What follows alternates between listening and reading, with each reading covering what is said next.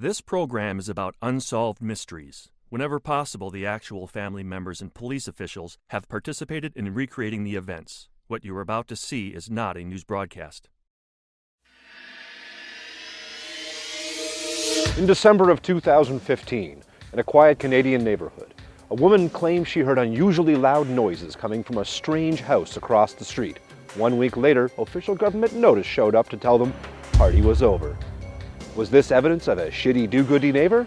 Or perhaps some cranky old bitch who couldn't leave well enough alone? After local boy Patrick Moore was separated from his friends for a number of years, he had no idea that upon his return, so many of them would want to get physically violent with him. Finally, one night at an annual gathering, violence erupted. On December the 27th, 2016, local man Joel Elliott entered the Strange Barn to find a gentleman's evening in full swing. But something was amiss.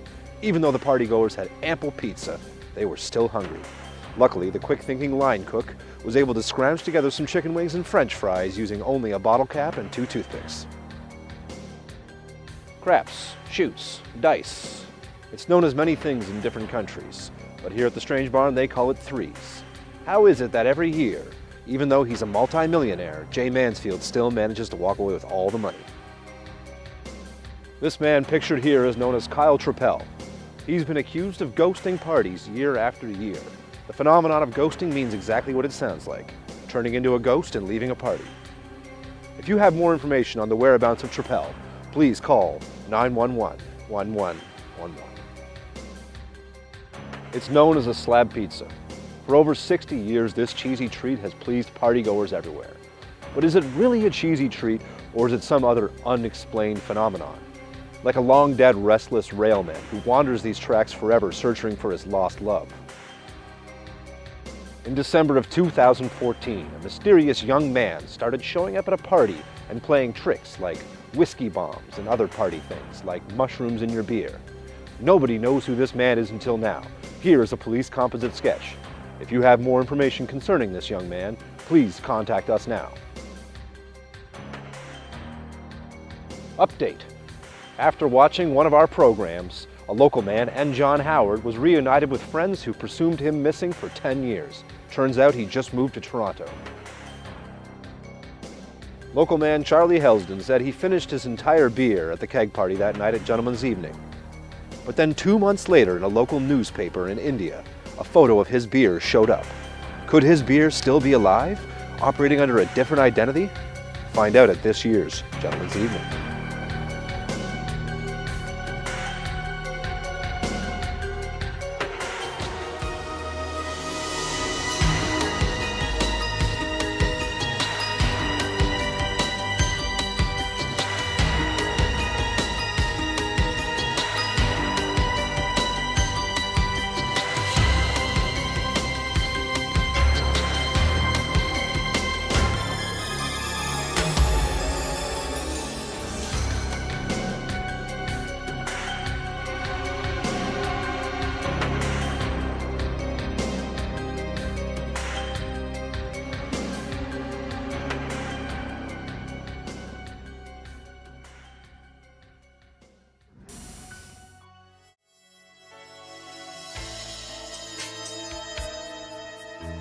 Is it possible that $10 for pizza and $10 for beer could virtually provide unlimited beer and pizza for one evening?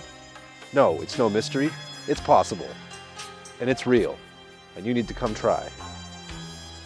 But also bring a few extra beers just in case the keg runs dry early. You never know how many people are going to show up, and we don't like buying more than one keg at this year's Gentleman's Evening.